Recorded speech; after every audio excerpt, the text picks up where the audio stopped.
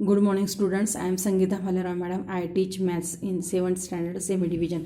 देखो बच्चों, last video में हम लोगों ने direct proportion and inverse proportion, ये जो टू टाइप्स है प्रोपोर्शन के, उसमें से डायरेक्ट प्रोपोर्शन जो है इसके कुछ एग्जांपल हम लोगों ने एक्सप्लेन किए थे, मैंने एक्सप्लेन किए थे, और जिसको आप लोगों को मैंने केयरफुली स्टडी करने के लिए कहा था और वो अंडरस्टैंड करने के लिए भी कहा था।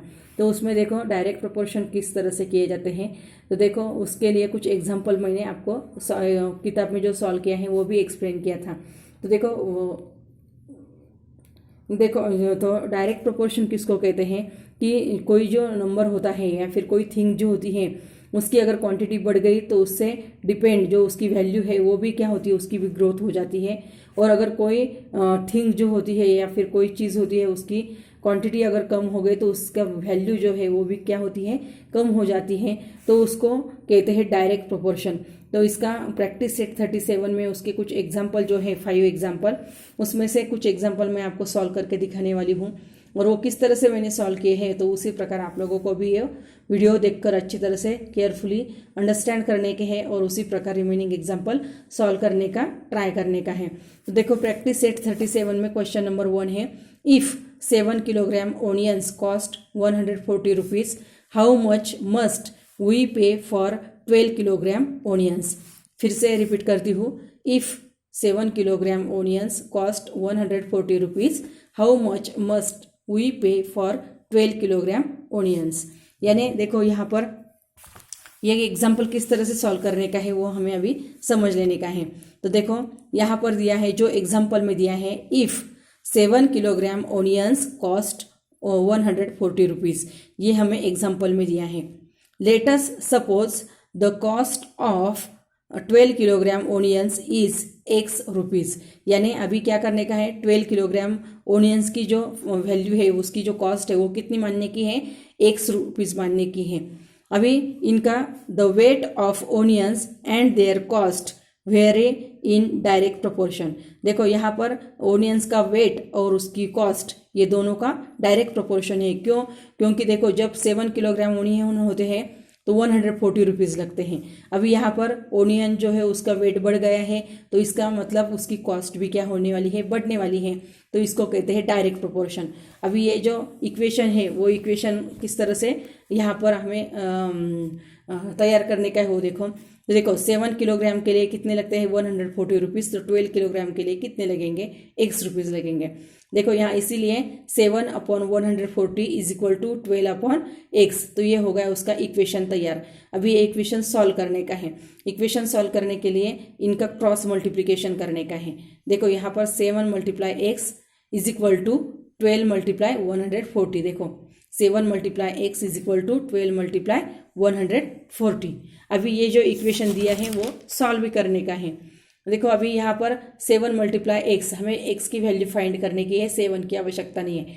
दोनों के बीच में मल्टीप्लिकेशन है, उसके अपोजिट रहेगा डिवाइडेशन, इसीलिए 7 से बोथ साइड से क्या करने का है, डिवाइड करने का है। इसलिए 7 × x/7 इज इक्वल टू 12 × 140/7। उसका रीजन इधर लिखने का है, डिवाइड बोथ साइड्स बाय 7।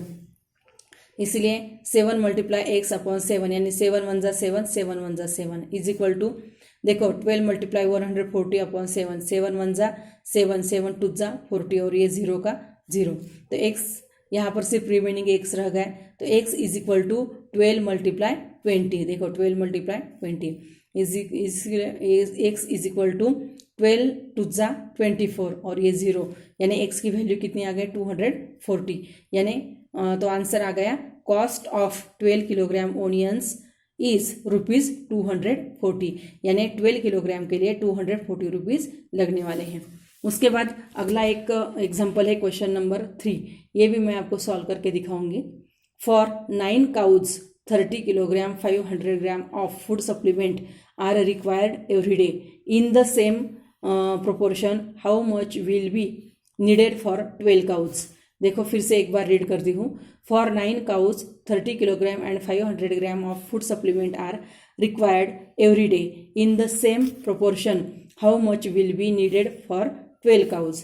देखो ये एग्जाम्पल जो है वो भी जिससे मैंने आपको ये फर्स्ट एग्जाम्पल सॉल्व करके दिखाया, सेम टू सेम वैसा ही करने का है। देखो if 9 cows 30 kilogram and 500 gram of food supplement are required every day. मतलब ये आपको एग्जाम्पल में दिया है। Let's suppose need of 12 cows is x kilogram food supplement. तो फिर 12 काउस के लिए कितना सप्लीमेंट लगेगा, x किलोग्राम, जो हमें फाइंड करने का है। तो देखो यहाँ पर जब काउस के नंबर 9 थे तो इनको इतना सप्लीमेंट लगता था।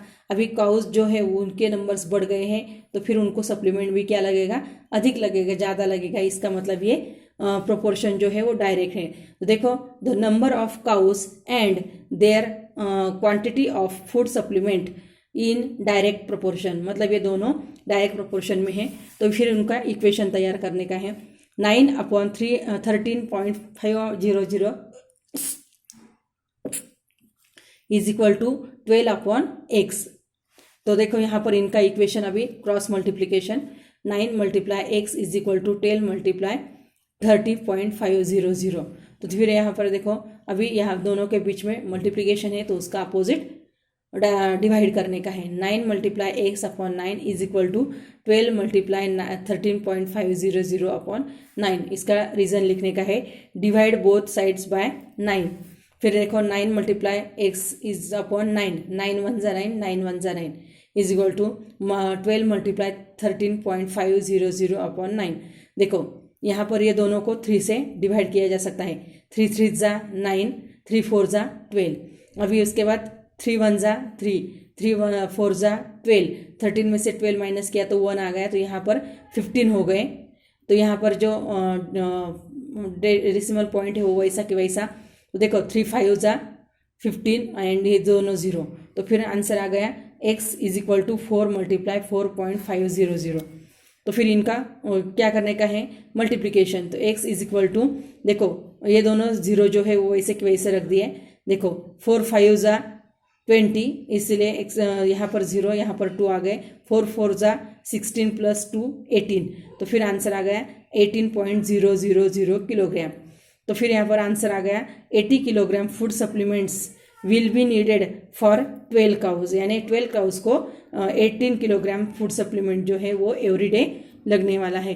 तो इस तरह से मैंने 2 एग्जाम्पल जो है वो आपको इस प्रैक्टिस सेट के सॉल्व करके दिखाए हैं। रिमेनिंग 3 एग्जाम्पल जो है 2 4 एंड 5 ये आप लोगों को अपने नोटबुक में सॉल्व करने की ट्राई करने की है। Thank you.